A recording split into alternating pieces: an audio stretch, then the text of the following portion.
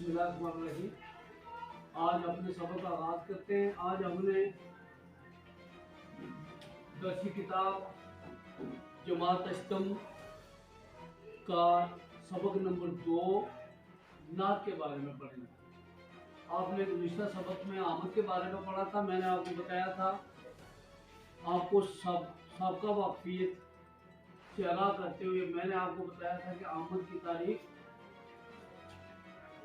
तारीख क्या है, माना क्या है, अल्लाह ताला की तारीफ। आज हम पढ़ेंगे नात से मुराद हज़रत नबी करीम सल्लल्लाहु अलैहि वसल्लम की तारीफ। आप सल्लल्लाहु अलैहि वसल्लम के हुजूर जो भी शायर नज़राना अकीदत पेश करेगा उसको हम नात कहेंगे। जिस नज़्म में शायर हज़रत नबी करीम सल्लल्लाहु अलैहि वसल्लम से अपनी वालियाना अकीदत और मोहब्बत का इज़हार करता है उसको नात कहते हैं। आमद जो है वो अल्लाह ताला की तारीफ है और नात जो है हज़रत नबी करीम सल्लल्लाहु अलैहि वसल्लम की बारगाह अक़दस में नज़राना अकीदत को नात कहते हैं। ये जो नात है ये अबुल हसन हफीज जलंधरी ने लिखी है। इस नात नज़्म के शायर का नाम है अबुल हसन हफीज जलंधरी। अबुल हसन हफीज जलंधरी का तारुफ मैं आपको करवा दूं कि वो पाकिस्तान के वो कौमी शायर है जिन्होंने पाकिस्तान का कौमी तराना पाक सरजमीन शादबाद और आज़ाद कश्मीर का तराना वतन हमारा आज़ाद दोनों तराने उन्होंने लिखे। उनका ये एजाज है। आज जो आपकी नज़म मैंने आपको बताया था कि नज़म पढ़ने का अंदाज और नस्र पढ़ने का अंदाज और है। तो आपने नज़म जो है उसको कैसे पढ़ना है।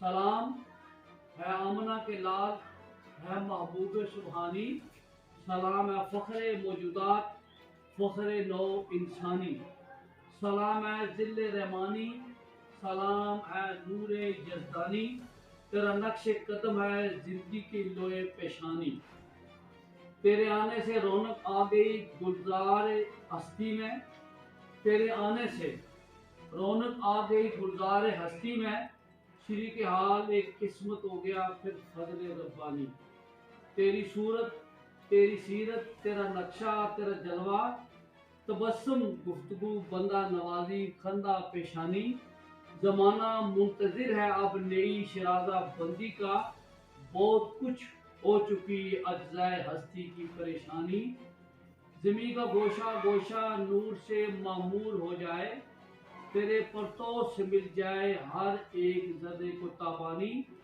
हफीज बेनवा भी है गदाए कूचाए उल्फत, अकीदत की जबी तेरी मुरव्वत से है नूरानी, तेरा दर हो मेरा सर हो मेरा दिल हो तेरा घर हो, तमन्ना मुख्तसर सी है मगर तभी पे तुलानी, सलाम है आतिशी जंजीरे बातिल तोड़ने वाले, सलाम है ख्वाब के टूटे हुए दिल जोड़ने वाले। अब आते हैं उन अल्फाज की तरफ जो मुश्किल अल्फाज हैं और जिनका जो तलफ़्फ़ुज़ है वो सही तलफ़्फ़ुज़ क्या है। ठीक है, पहला लफ्ज़ है लाल। लाल का माना है बेटा। आगे है महबूब। महबूब का माना है प्यारा। सुबहानी पाकीज़ा। आतिशी आग। मौजूदात दुनिया में मौजूद चीज़ें। नोए इंसानी इंसानी नस्ल। दिल साया। अज्जाए हस्ती ऐसे अनासर जिनसे जिंदगी कायम रहती है। आगे है यज़दानी अल्लाह ताला। ये अल्लाह ताला की इससे मुराद अल्लाह ताला की ज़ात है। आगे है ताबानी। ताबानी का माना है रोशनी चमक। आगे है लफ्ज़ उल्फत। इसका क्या माना है मोहब्बत। जोर से बोलो मुझे आवाज आती। बंदा नवाजी बंदू को अता बेनवा बेकस परतो अक्स। तमहीद तोलानी क्या लफ्ज़ है ये तमहीद तोलानी बात करने से पहले लंबा आगाज करना।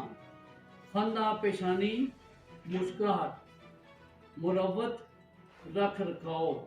मामूर बरा हुआ, शराजा बंदी, इत्तेहाद, इत्तेफाक। तमीद का माना है आगाज करना, तमीद का माना है आगाज करना, किसी काम को शुरू करना। बात की उठानी, बात को उठाना और फिर उसको लंबा करके पढ़ना। तमीर का माना आवाज, तुलानी का माना है लंबा। यहाँ होगा बात करने से पहले लंबा आगाज करना। कोई भी बात करें, कोई भी मौजू उसको उठाने से पहले उसकी उठान जो है ना, पहले आप उसके बारे में लंबी बात करें, उसके बाद फिर उसके बारे में बात करें। तमीद तुलानी, बात करने से पहले लंबा आगाज। तमीद का माना आवाज, तुलानी का माना है लंबा तवील। ठीक है, ये तलफ़्फ़ुज़ सारे क्लियर हो गए, अल्फाज के मानी आ गए। अब जो अशार हैं इनकी तशरीह जो है, आसान मफ़हूम जो है इसका, वो मैं आपको बताता हूँ।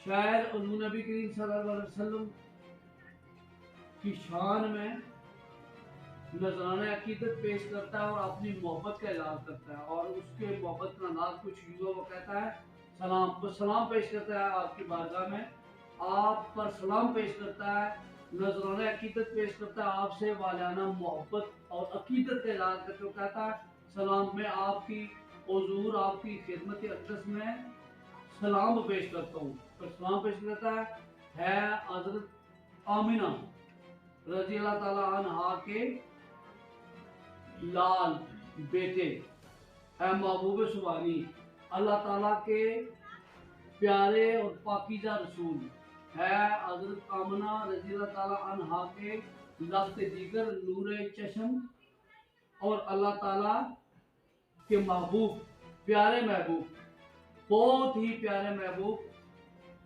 फिर आगे कहता है सलाम है फ़ख्र मौजूदात। वो कहता है कि आप जितनी इस कायनात में जो कुछ है आप उसका फख्र है। कायनात की हर चीज जो है वो आप पर फख्र करती है।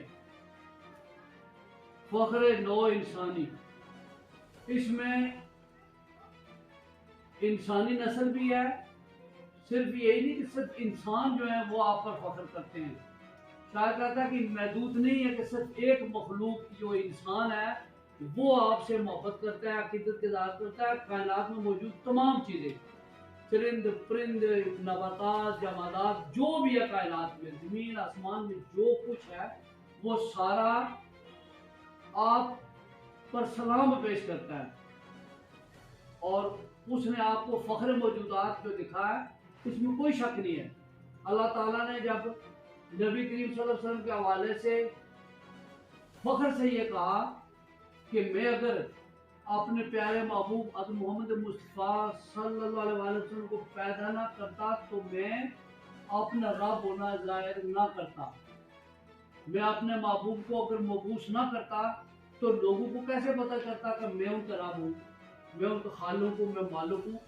तो मैंने अपनी रुबूबियत का इज़हार दुनिया पर किया है कि मैं सब लोगों का रब हूँ, सबका खालिक हूँ, सबका मालिक हूँ, और मैंने अपने नबी को भेजकर अपना तारीफ करवाया कि मैं रब हूँ, कोई और माबूद नहीं है, मैं अकेला हूँ, वाहदहू ला शरीक हूँ। मेरी ज़ात में, मेरी सिफात में, मेरे कमालात में कोई और शरीक नहीं है। हर चीज़ का खालिक मैं हूँ, हर चीज़ का मालिक मैं हूँ, हर चीज़ का राज़िक मैं हूँ। तो शायर बड़े प्यारे अंदाज से बड़ी अकीदत का, इंतहाई अकीदत का इज़हार करते हुए कहता है कि मैं सलाम पेश करता हूँ आमना के प्यारे बेटे, अल्लाह ताला के प्यारे हबीब सल्लल्लाहु अलैहि वसल्लम की शान में, उनके अक़दस में, और फिर आप पर फ़ख्र है हर चीज़ को, कायनात के हर चीज़ को फ़ख्र है, और ये इंसान भी आप पर फ़ख्र करते हैं। आप इस दुनिया में तशरीफ़ लाए, आपके यहाँ आने से पहले जो अरब माशरे का हाल था, अरब का, वो नाकाबिल बयान है। अरबों में, उस खित्ते में कोई ऐसी बुराई नहीं थी जो उन लोगों में नहीं पाई जाती थी। वो यूं समझे कि वहाँ इतना अंधेरा था, इतना गटाटोप अंधेरा था, हर बुराई थी उन लोगों में, उनमें इंसानियत नाम चीज नहीं थी। अब जब आप तशरीफ लाए तो सारी कायनात को आपके आने पर फख्र हुआ, और आप सल्लल्लाहु अलैहि वसल्लम को अल्लाह ताला ने तमाम अंबिया का सरदार बनाकर भेजा है। آپ تمام انبیاء کے سردار ہیں، آپ خاتم النبیین ہیں، آپ تمام انبیاء کے آخر میں تشریف لائے اور دنیا میں موجود ہر چیز کو آپ کے آنے پر، آپ کی تشریف آوری پر جب آپ آئے تو اس دنیا کا نقشہ بدل گیا، اس کی کایا پلٹ گئی، اور وہ عرب جو معمولی باتوں پر 40 50 سال تک وہ لڑائیاں کرتے تھے، چھوٹی سی کوئی لڑائی ہو جاتی، کوئی اختلاف ہو جاتا تو دشمنی اتنی کرتے کہ 50 40 سال تک کچھ چھوٹی سی بات پہ جو جھگڑا ہوتا اس پہ جنگ ہوتی۔ وہ عربوں میں یہ پڑھا ہوگا آپ نے، آپ صلی اللہ علیہ وسلم کی تشریف آوری سے پہلے عربوں کی تاریخ اور حالات، وہ شاعر کہتا ہے کہ کبھی پانی پینے پلانے پہ جھگڑا، کبھی گھوڑا آگے دلانے پہ جھگڑا۔ اگر کہیں گھوڑوں کا مقابلہ ریس ہے تو اگر کسی سردار کا قبیلے کا گھوڑا آگے چلا گیا تو ان کی لڑائی، تو اس کا گھوڑا آگے نکل گیا۔ اور وہاں جہاں کہیں کوئی تالاب ہوتا تھا یا وہاں پانی کا ذخیرہ ہوتا تھا، وہاں کو پانی پلانے کے لیے جانوروں کو پہلے چلا گیا تو اس پہ جگہ، اور وہاں قبضے تھے کہ یہاں یہ پانی جو ہے، یہ جو تالاب ہے، یہ جو ذخیرہ ہے میرا قبضہ ہے، دوسرا گروہ فریق جو ہے وہ کیوں یہاں ہے۔ ایسی ایسی چھوٹی چھوٹی باتوں پر وہ جاہل تھے، جہالت کی وجہ سے وہ لوگ معمولی ان میں تمیز نہیں تھی۔ آپ صلی اللہ علیہ وسلم نے ان کی اخلاقی تربیت کی، اور وہی لوگ جو جاہل گوار و جڈ تھے، کچھ نہیں جانتے تھے، اور وہی لوگ پوری دنیا کے پھر امام اور سردار بن گئے۔ اتنا بڑا ان کو شرف ملا، یہ صرف آپ کی وجہ سے ملا۔ تو شاید جو فخر ہے اس کو اظہار اس لیے کرتا ہے کہ واقعی آپ کی ذات ہے اس کے قابل ہے۔ جی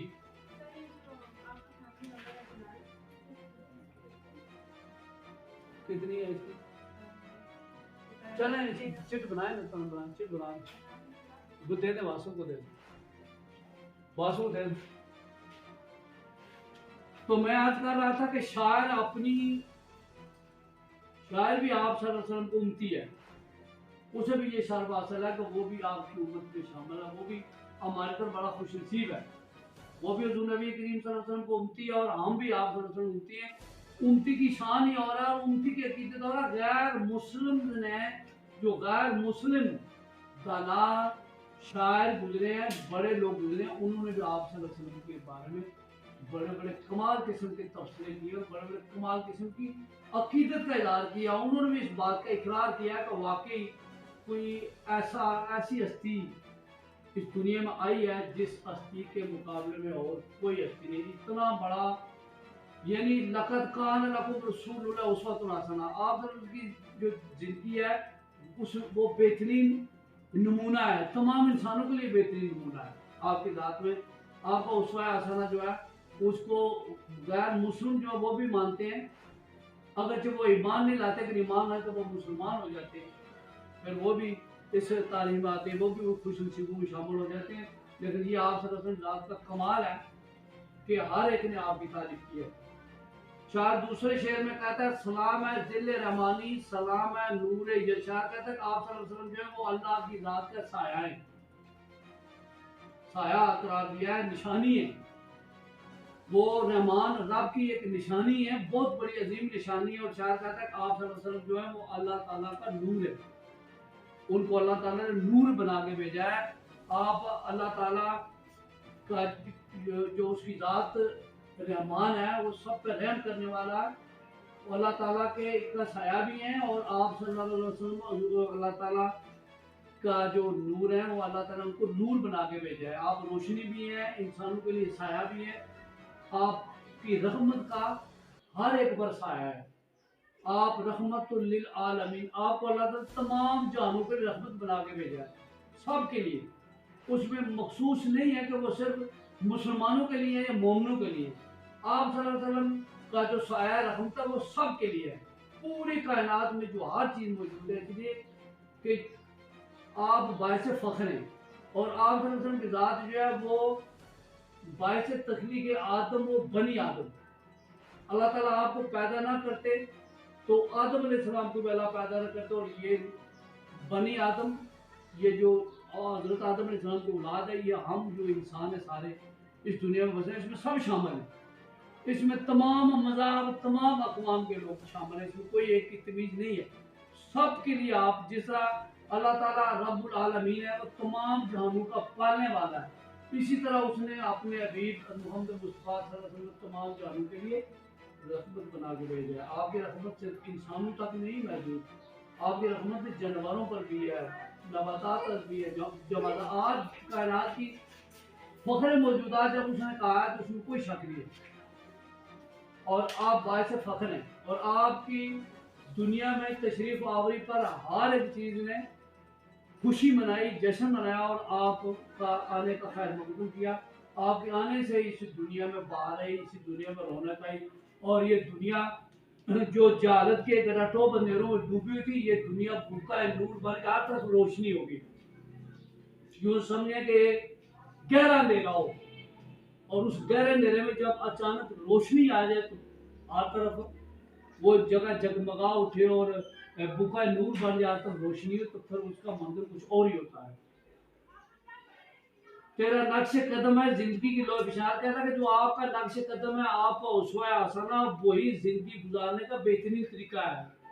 नक्श लोहे पेशानी, ये इंसान का जो है ना माथा, इसको पेशानी कहते हैं। वो कहता है कि खंदा पेशानी मुस्कुराहट, हर चीज मुस्कुरा उठी है, हर चीज के चेहरे पर रौनक आ गई है। जब हर तरफ बेरौनकी थी, कोई बात नहीं थी, कोई खुशी नहीं थी, तो आपके आने से इस दुनिया में रोशनी आ गई। लोगों को एक सीधा रास्ता मिला, जो भटके हुए लोग थे, गुमराह थे, उन सबको राय हिदायत मिली। आप आए, आपने उन्हें हक की राह दिखाई, सच की राह दिखाई, दीन इस्लाम लेकर आए, और उन्हें सरात मुस्तकीम पर गामजन किया, चलाया लोगों को, कि लोगों को बताया, रहनुमाई की कि ये रास्ता गलत है, जो सही रास्ता है, जिसको सरात मुस्तकीम कहते हैं, वो ये है, इस पे आपने चलना है, और ये अल्लाह का हुक्म है।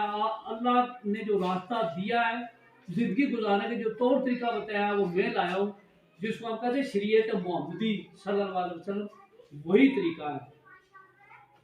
शायर कहता है, तेरे आने से रौनक आ गई गुलजार हस्ती में, श्री के आले किस्मत हो गया फिर फजल रबानी। शायर कहता है कि इस दुनिया का जो आलम था, यहाँ कोई रौनक नहीं थी, कोई बाहर नहीं थी, अंधेरा था। जब आप आए हैं तो देखिए वो गुलजार हस्ती, ये जो दुनिया है, इसमें कोई बाहर नहीं थी, कोई रौनक नहीं थी। जब आप सल्लल्लाहु अलैहि वसल्लम तशरीफ लाए, आप यहाँ आए, आपके आने से लोगों की किस्मत बदल गई। जब आप आए तो लोगों का हाल बदल गया, और फिर हुआ क्या, फिर अल्लाह ताला को उन पर करम हो गया, फजल रब्बानी, फिर अल्लाह ताला का लोगों पर करम हो गया, खुसूसी फजल हो गया। आपके आने से लोगों को एक जिंदगी मिल गई, लोगों को एक रास्ता मिल गया, और लोगों को मंजिल तक पहुंचने के लिए एक बेहतरीन रहनुमाई मिल गई, लोगों को एक हादी और रहनुमा मिल गया। जब आप आए, ये दुनिया जिनका कोई रहनुमा नहीं था, एक तवील अरसे से ये दुनिया किसी मुसले, किसी रहनुमा से महरूम थी। आपके आने से उनको एक अजीम नबी मिला, एक अजीम पैगम्बर मिला, एक अजीम रहनुमा मिला, और ये दुनिया जो है ये मुस्कुरा उठी। ये दुनिया जो जिसमें हर तरफ बुराई थी, हर तरफ अंधेरा था, और इस दुनिया में आपके आने से रोशनी आ गई। तेरी सूरत, तेरी सीरत, तेरा नक्शा, तेरा जलवा, तबस्सुम, गुफ्तगू, बंदा नवाजी, खंदा पिछले सारा आपकी तारीफ करता है कि आप सूरत के लिहाज से बहुत खूबसूरत शख्सियत के मालिक हैं। आपके अंदर तमाम अंबिया की खुसूसियात पाई जाती हैं। अल्लाह ताला ने हर नबी को जो खूबी अता की थी, हर नबी में एक कमाल की खूबी थी, हर नबी में कोई कमाल की खूबी थी, कोई कमाल का वस्फ अल्लाह ने अता किया हुआ था, और वो सारी खूबियां आपकी जात में। सूरत के लिहाज से, सूरत आपकी शक्ल और सूरत, मैं कौन होता हूँ, शायर कौन होता है जो आपकी सूरत बयान कर सके। शायर कोशिश करता है, शायर सिर्फ अपनी मोहब्बत का इजहार कर सकता है, अपनी अकीदत का इजहार कर सकता है, लेकिन शायर आपकी सूरत के बारे में कमाल बयान नहीं कर सकता। आपकी सूरत इतनी कमाल की सूरत थी کہ وہ صرف صورت اللہ ہی بیان کرتا تھا کہ میں نے نبی کو کیسے بنایا، میں نے اپنے عظیم نبی کو کتنا خوبصورت پیدا کیا۔ خوبصورتی جو ہے نا وہ شاید آپ نے پڑھا ہو انبیاء کے اولاد کے بارے میں، تو خوبصورتی کے لحاظ سے ایک اللہ کے نبی بہت خوبصورت تھے، آپ بتا سکتے ہیں ان کا نام؟ وہ تھے حضرت یوسف علیہ السلام۔ قرآن مجید میں سورت یوسف ہے، ٹھیک ہے، وہ سورت یوسف کا ترجمہ پڑھیں آپ تھوڑا تھوڑا، ٹھیک ہے، جب پوری سورت پڑھ لیں گے تو پھر آپ کو بتانے لگے کہ وہ کتنے بڑے عظیم نبی تھے کردار کے لحاظ سے۔ جب کبھی کوئی آپ کا پیریڈ خالی ہو تو میں آپ کو بتاؤں گا کہ وہ حضرت یوسف علیہ السلام کی زندگی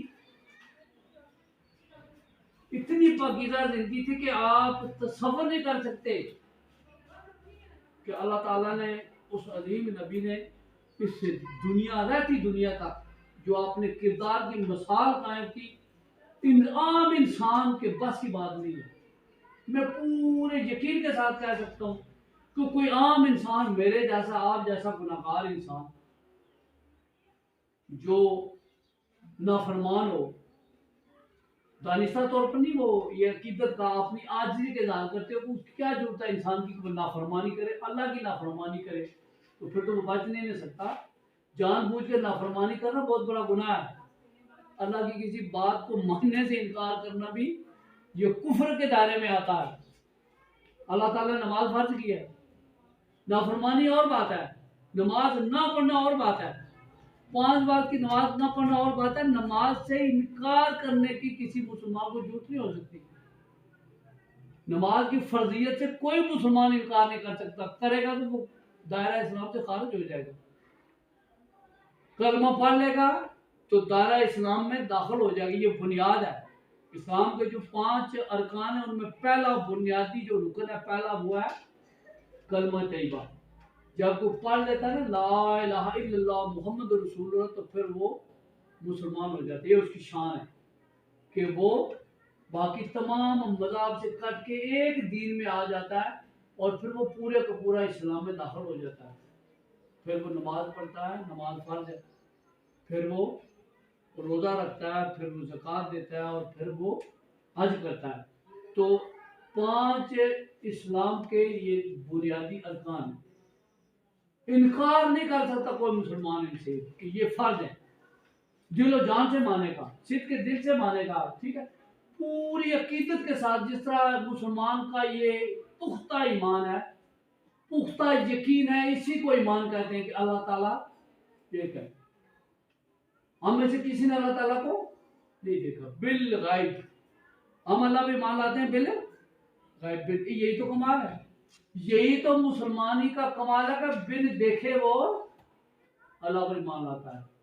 یہ مسلمان کی شان ہے۔ باقی تمام ادیان پر یہ دین اسی لیے غالب ہے اور غالب آئے گا کہ دنیا میں جتنے بھی مذاہب ہیں وہ باقی سارے باطل اور جھوٹے ہیں۔ سچا کوئی دین ہے تو وہ دین اسلام ہے، اور یہ پسندیدہ دین ہے، اللہ تعالیٰ کا پسندیدہ دین ہے۔ اور دیا کس کو ہے؟ یہ اللہ تعالیٰ حضور نبی کریم صلی اللہ علیہ وسلم کو عطا کیا ہے۔ تو بات ادھر سے ادھر لمبی ہو گئی ہے، تو میں جو کہہ رہا تھا کہ شاعر کی کوئی مجال نہیں ہے کہ وہ آپ کی صورت بیان کرے، صورت کے بارے میں نہیں، عقیدت کا اظہار کرتا ہے، وہ کوشش کر رہا ہے، وہ آپ کی سیرت، آپ کی زندگی، اسوہ حسنہ سیرت، آپ کا کردار، وہ وہی آپ کی زندگی کا کردار ہے، اسوہ حسنہ جس پہ ہم عمل کریں، کر کے صحیح معنوں میں ہم آپ کے اسوہ حسنہ جو طریقہ کار آپ نے بتایا زندگی گزارنے کا، اللہ نے جو آپ کو بتایا، آپ نے آپ صلی اللہ علیہ وسلم نے ہمیں بتایا، اس پر عمل کر کے ہم صحیح معنوں میں دنیا اور آخرت میں کامیاب ہو سکتے ہیں۔ وہ آپ کی سیرت جو ہر لحاظ سے کمال کی سیرت ہے اور قابل عمل ہے، اس پر عمل سے کوئی انکار نہیں کر سکتا۔ اپنا تو اپنا، پرایا بھی مانتا ہے کہ جو آپ کی صورت ہے، جو آپ کی سیرت ہے، جو آپ نے نقشہ پیش کیا ہے دین اسلام کا، ہدایت کا، وہ بھی بڑے کمال کا ہے۔ اور پھر آپ کا جلوہ، جو آپ کی روشنی ہے، آپ نے جو عطا کی ہے، وہ بھی آپ نے کمال کی ہے۔ تو شاعر کہہ رہا ہے تبسم، آپ جب مسکراتے ہیں، جب بات کرتے ہیں، آپ زندگی میں کبھی آپ وہ کھلکھلا کے ہنسے نہیں جیسے ہم ہنستے ہیں نا، کوئی بات خوشی کی ہو، اسلام میں زیادہ ہنسنا بھی منع ہے، لیکن مسکرانا، جب آپ مسکراتے تھے تو بڑی کمال کے جن لوگوں نے دیکھی ہے شاہ اپنا بڑا خوش ہوتی ہے آپ کی گفتگو اور بندہ نوازی، آپ جب شفقت کرتے تھے انسانوں پر، بچوں پر، جانوروں پر، بزرگوں پر، ہر ایک کائنات کی ہر چیز پر آپ شفقت آپ دینے والا، عطا کرنے والے، جو اللہ تعالیٰ دینے والا اور آپ تقسیم کرنے والے۔ آگے کہتا ہے شاعر خندہ پیشانی، آپ ہر ایک سے، آپ کی مسکراہٹ ہر ایک کے لیے بہت پیاری تھی، اور آپ کی مسکراہٹ سے لوگوں کے چہروں پر رونق آ جاتی تھی۔ وہ عرب جو جائل تھے، اجاڑ تھے، گوار تھے، انہیں اچھے برے کی تمیز نہیں تھی، اس معاشرے کو آپ نے مثالی معاشرہ بنایا اور ان لوگوں کو کمال تک پہنچایا، اور پھر وہ لوگ جو کچھ نہیں تھے وہ اس دنیا کے امام، رہنما اور پیشوا بن گئے۔ آگے شاعر کہتا ہے شعر میں، زمانہ منتظر ہے اب نئی شرازہ بندی کا، بہت ہو چکی اجزائے ہستی کی پریشانی، ایسے عناصر جن سے زندگی قائم رہتی ہے۔ اجزاء، یہ جو اجزائے ہستی لکھا یہ کون سے عناصر ہیں؟ ایسے عناصر جن سے زندگی قائم رہتی ہے، زندگی تسلسل اس کا قائم رہنا کسی چیز کا، اس کو کہتے ہیں تسلسل۔ شاعر کہتا ہے کہ آپ کہ اس دنیا میں آنے سے پہلے، آپ کی تشریف آنے سے پہلے یہ زمانہ جو ہے عرب معاشرہ، یہ دنیا بے چین تھی، انتظار کر رہی تھی کہ آپ کب تشریف لائیں گے، اور آپ آئیں گے تو یہ معاشرہ جو نفاق کا شکار ہے، جو معمولی باتوں پر لڑائی جھگڑا کرتے ہیں، جن میں اتفاق نہیں ہے، جن میں محبت نہیں ہے، جن میں پیار نہیں ہے، جن میں الفت نہیں ہے، انس نہیں ہے، اس نام کی کوئی چیز نہیں ہے، وہ لوگ شرارہ بندی ہو جائے گی، ان کے اندر اتفاق آ جائے گا، وہ ایک مثالی معاشرہ بن جائے گا۔ یہ جو آج جو ایک دوسرے کے دشمن ہیں، جان کے پیاسے ہیں، طویل لڑائیاں کرتے ہیں، ان لوگوں میں اتفاق آ جائے گا، ان کے اندر محبت پیدا ہو جائے گی اور ایک مثالی معاشرہ قائم ہو جائے گا۔ تو آپ جب آ گئے تو سب لوگوں کا وہ جو لوگوں کی بے چینی تھی، جو لوگوں کا انتظار تھا، کسی ایسے رہنما کا ضرورت تھی کہ ایک طویل عرصہ درمیان میں کوئی رہنما نہیں تھا۔ آپ صلی اللہ علیہ وسلم حضرت عیسیٰ علیہ السلام کی پیدائش سے پہلے کا جو زمانہ، میرا ایک اندازہ ہے کہ 5000 سال کا درمیان میں وقفہ ہے، کوئی نبی نہیں آیا حضرت عیسیٰ علیہ السلام کے بعد۔ اس سے پہلے انبیاء کرام مختلف ادوار میں، مختلف قوموں میں اللہ تعالیٰ بھیجتے رہے، تو درمیان میں یہ جو خلا آیا ہے، خلا کو کوئی نبی نہیں آیا، یہ کوئی 5000 سال سے زائد کا عرصہ ہے۔ تو اتنے عرصے میں یہ انسانیت بگڑ گئی تھی، اس معاشرے، اس کائنات کا نظام جو ہے وہ تباہ و برباد ہو گیا تھا، ضرورت تھی کسی ایسے رہنما کی۔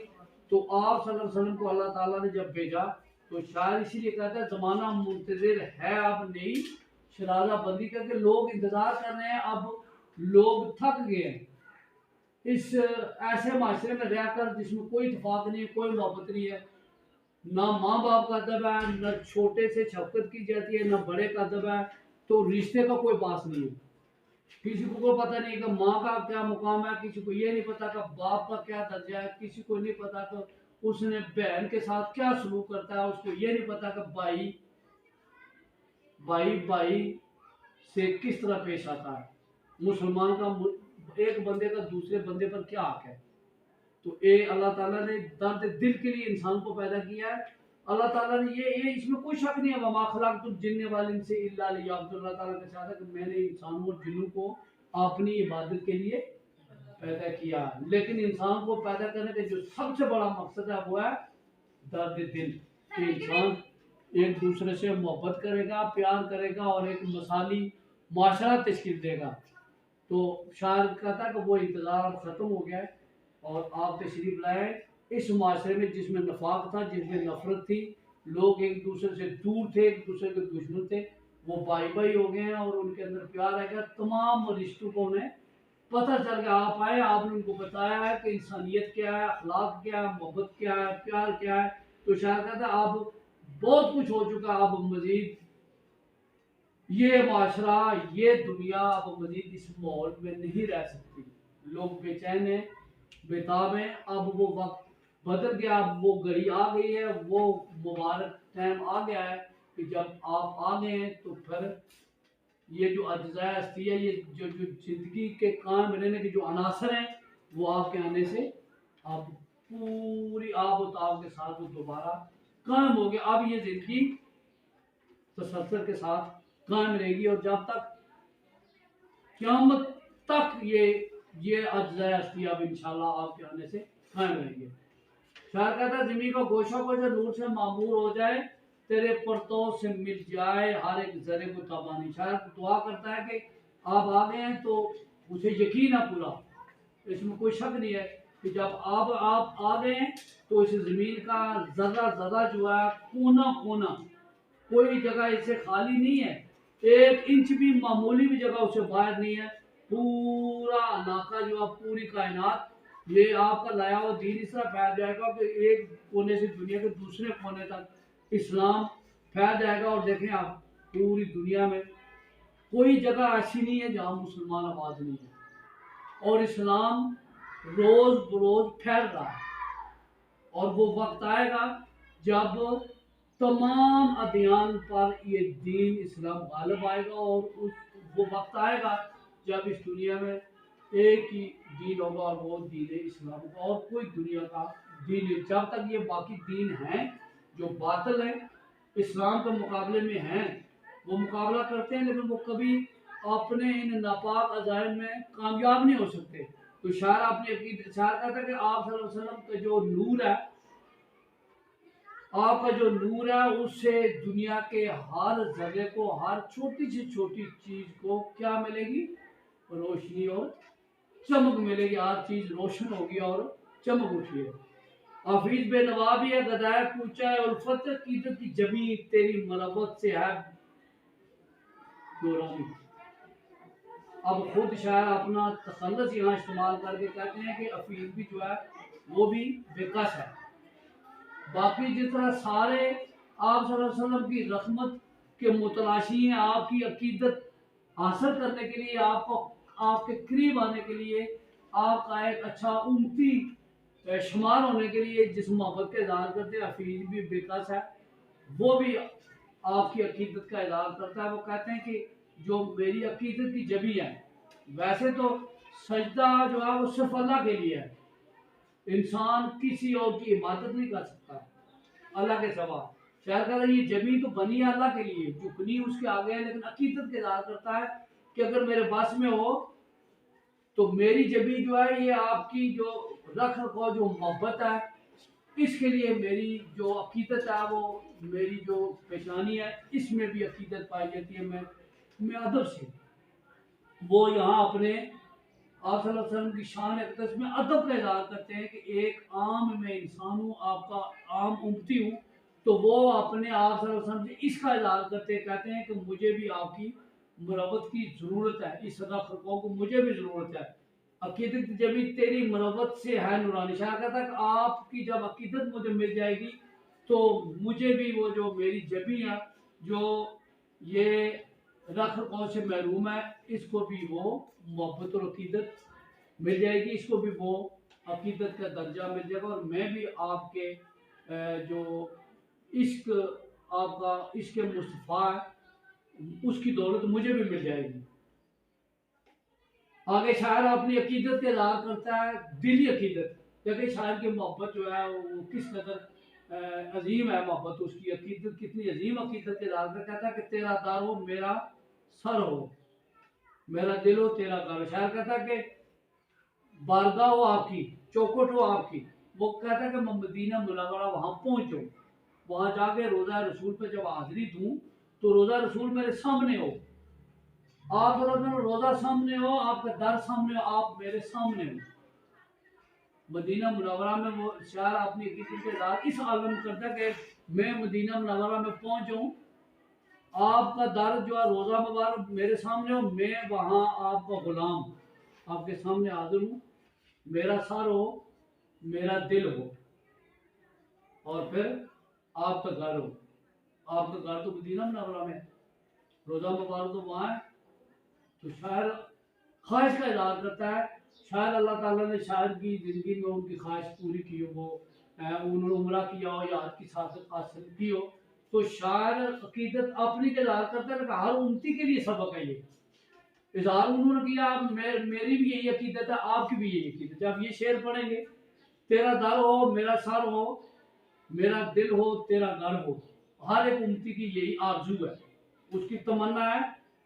तमन्ना मुख्तसर सी है मगर तवीद है। तो शायर कहता है कि मेरी जो आरजू है वो बहुत बड़ी आरजू नहीं है, आरजू बहुत छोटी है, लेकिन मकसद उसका बहुत बड़ा है। मकसद उसका इतना अजीम है, जब आदमी मदीना मुनव्वरा पहुंच जाए और आपकी बारगाह में पहुंच जाए, इससे बड़ा और क्या इराद है। दुनिया की सबसे खूबसूरत जगह, दुनिया की सबसे प्यारी जगह वो मदीना मुनव्वरा है। सबसे प्यारी जगह जहां आप अपनी इंतहाई अकीदत का इजहार कर सकते हैं, मोहब्बत कर सकते हैं, और आप वहां पहुंच जाए तो फिर आपका जी कहीं और जाने को आने को चाहेगा नहीं।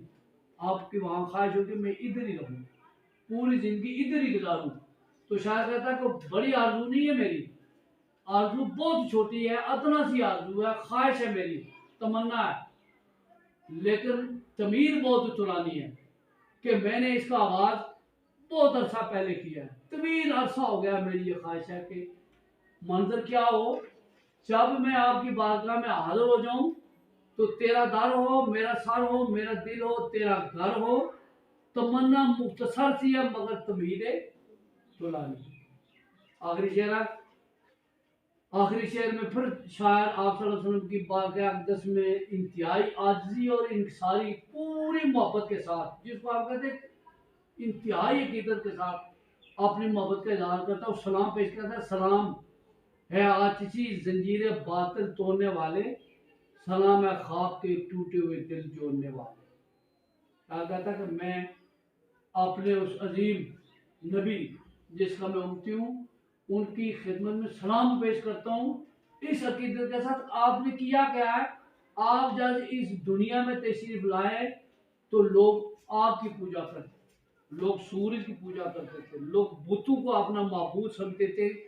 खाना काबा में उन्होंने कितने बुत रखे हुए थे, हर तरफ गुमराही थी, हर तरफ अंधेरा था, हर तरफ बुराई बुराई थी, कोई अच्छाई नहीं थी किसी भी तरफ कहीं भी।